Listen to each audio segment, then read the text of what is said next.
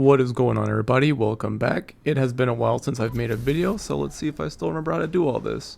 So recently Bethesda on their Fallout Day stream announced that they would be allowing players to be able to be ghouls. This can be done when you hit level 50. There will be a quest that you can start the ghoulification process with.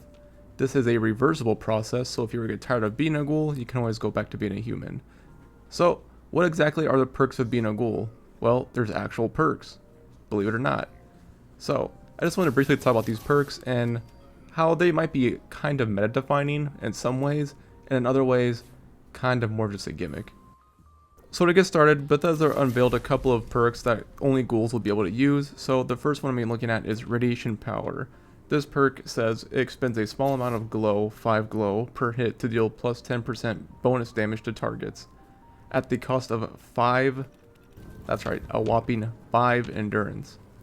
So what is glow? Well, we don't really know yet. Bethesda said in their stream that they're going to have a kind of mana bar or some kind of resource specifically tied to ghouls. And my assumption is this has something to do with your feral meter that they were discussing. So until we know more about this perk doesn't seem too great in my opinion.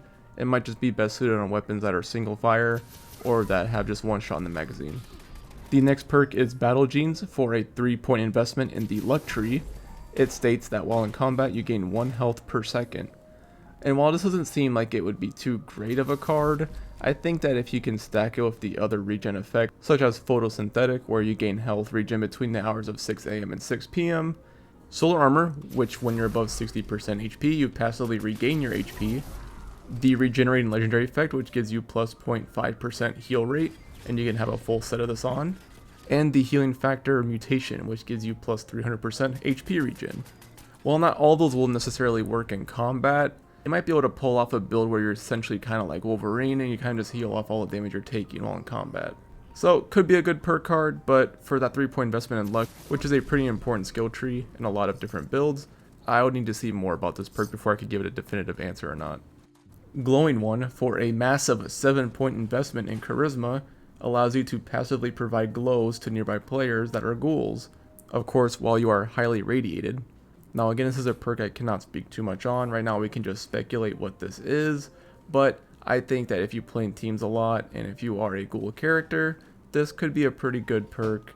However, that 7-point investment is kind of hard to justify, but if you're playing more of a support playstyle, it's a pretty high chance that you're going to be having a lot of investment in Charisma, since there are a lot of team-focused perks in that tree.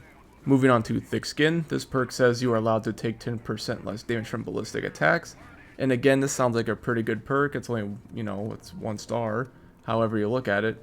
Boom, 5 points of investment. That's a lot. It is an Endurance, and Endurance recently got buffed with some perks changing around their positions, so Endurance is going to be a little more valuable than it was before. So this is a perk that I honestly personally wouldn't run, just because the minus 10% damage from ballistic attacks isn't really that big of a deal. I mean, 10% isn't going to be make or break for a lot of people's builds.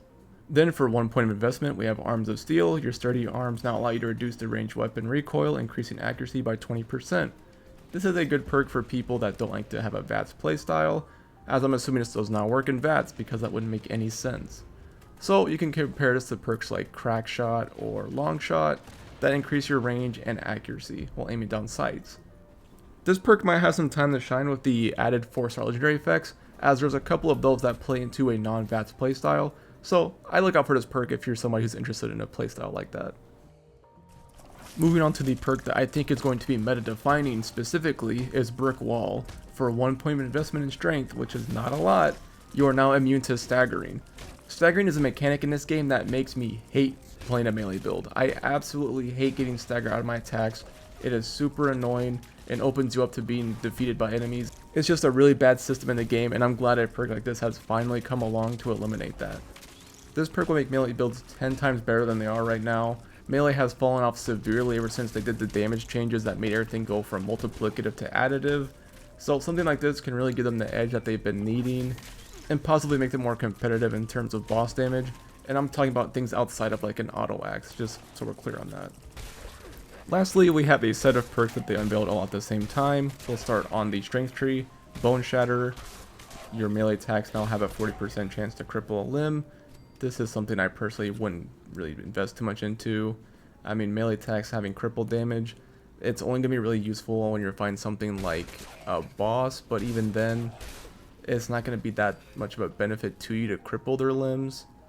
Moving on to Breathe It In and Perception Tree. This one looks like it's going to be 3 points of investment at max rank. Rad resistance is reduced by 100. Now, when you're playing a Ghoul, my theory is that your health bar and your radiation bar will be flipped, and the more radiation you have will basically be your health. So this basically just gives you a way to heal yourself, is my interpretation of this. Moving on to Endurance, we have Glow Nut, which it looks like it's going to be a 3-point investment at tier 3. It says consuming foods and drinks now inflicts 200% more rads. Again, this is a perk that I think is just going to help sustain you as a Ghoul, and it's not something I necessarily would run myself, just because most of the healing I personally get isn't from food or drinks. Now this may change as a Ghoul.